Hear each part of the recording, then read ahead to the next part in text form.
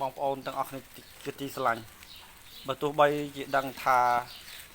ខ្ញុំមានតែអ្នកពឹងគ្មានអ្នកជួយខ្ញុំក៏ខ្ញុំនៅតែពេញចិត្ត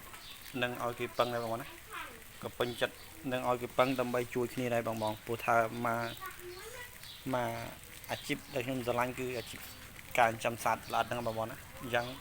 អ្វីដែលខ្ញុំជួយបានខ្ញុំនឹងជួយបងប្អូនជាទីស្រឡាញ់ទាំងអស់គ្នាមិនថានៅខេត្តណាទេឲ្យតែស្ទះឲ្យតែខ្ញុំអាចសេរីបានគឺខ្ញុំសេរីជួយបងប្អូនគ្រប់គ្នាគាត់ថាជួយបានតិចក្តីច្រើនក្តីសូមអភ័យទោសពីចង្អាយបងប្អូនណានឹងអភ័យទោសពីចង្អាយដោយសារតែខ្ញុំមិនមែនជាឈ្មួញកដាទេហើយក៏មិនមែនអ្នកទិញរាប់រយរាប់តោនដែរបងប្អូនណាគាត់តែជាអ្នកចិញ្ចឹមម្នាក់ដែលស្រឡាញ់ការចិញ្ចឹមសត្វហ្នឹងស្រឡាញ់ការជួយការចែកម្លែកហ្នឹងហើយក៏មានបងប្អូនយើងច្រើនក្នុងខែហ្នឹងពឹងពាក់ឲ្យជួយលក់សាច់ចរិតណាបងប្អូនណាសាច់ចរិតជាពិសេសចរិតសពងក្នុងខែហ្នឹងគឺចោលមកទៅហឹងគ្រប់គ្នាតែងតែអូនតែមកពឹងពាក់ឲ្យខ្ញុំជួយលក់បងប្អូនណាហ្នឹងហើយដូចតែបានខ្ញុំធ្វើវីដេអូរាល់ឆ្នាំបងប្អូនណារាល់ឆ្នាំការចិញ្ចឹមចរិតនេះគឺវាអាចស្ទះក្នុងចន្លោះខែ5ខែ6ខែ7បងប្អូនណាដោយសារតែខែហ្នឹងគឺខែដែលចរិតធម្មជាតិកើតអញ្ចឹងបងអ្នកចិញ្ចឹមចរិតគួរតែបន្ថយដៃក្នុងខែ6ខែ7ហ្នឹងបងប្អូនណាចាំខែ8ខែ9ចាំយើងតឡើងចំនួនធំឡើងវិញតឡើងចំនួនពូជឡើងវិញបងប្អូនណាទើបបានអត់ប្រវាក់ចិត្តក្នុងការឆែចេញរបស់ខំចាំបាន2ទៅ3ខែហើយបានលក់ហើយឆែអត់ចេញទាំងតែគ្មានមួយណាក៏អត់យកមួយណាក៏អត់យកអញ្ចឹងធ្វើឲ្យបងប្អូនយើងខលមកខ្ញុំពឹងពាក់ឆាតមកខ្ញុំច្រើនបងជាពិសេសពួកបងដែលគាត់ចាំចរិតសពងចរិតជើងគ្រូបងប្អូនណាហ្នឹងហើយ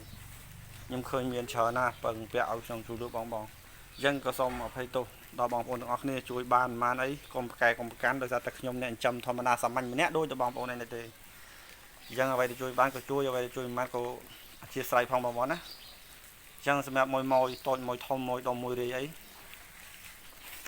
បើពេញចិត្តនឹងមានតម្រូវការសាច់ចរិតចង់ជួយកសិករចង់ជួយផលិតតកម្មផលិតករខ្មែរយើងដែលយើងធ្វើបានហ្នឹងអាចតតមកកាន់លេខខ្ញុំបងប្អូនអាចតតមកកាន់លេខខ្ញុំថ្លៃក្តីធូរថ្លៃមិនក្តីបងអាចឆាតសួរខ្ញុំសិនបងប្អូនណាដោយសារតែពួកគាត់ចង្ការគាត់អាចចាល់ខ្លាំងគាត់ចាល់ខ្លាំងមកគាត់លក់ឆែចាញ់ដែរកុំឲ្យតែចិញ្ចឹមបានឲ្យទុកចោលងាប់ស្កល់ស្អុយពេញអាងបងប្អូនហ្នឹងហើយ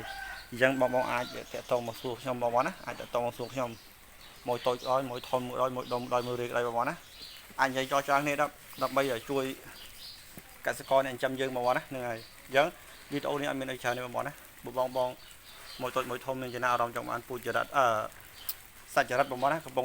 កម្មករយើងកសិករយើងកំពុងចោលឈើណាអ្នកចិញ្ចឹមចរិតសពងបងប្អូនគាត់ពឹងចាក់ខ្ញុំជួយលក់ឈើក្នុងខែហ្នឹងក្នុងប្រហែលថ្ងៃហ្នឹងគឺ4-10ថ្ងៃហ្នឹងគឺច្រើនមែនតើណាអញ្ចឹងសង្ឃឹមថាបងប្អូននឹងជួយ share ដើម្បីឲ្យដឹងដល់មួយតូចមួយធំមួយដុំរីត្រូវការ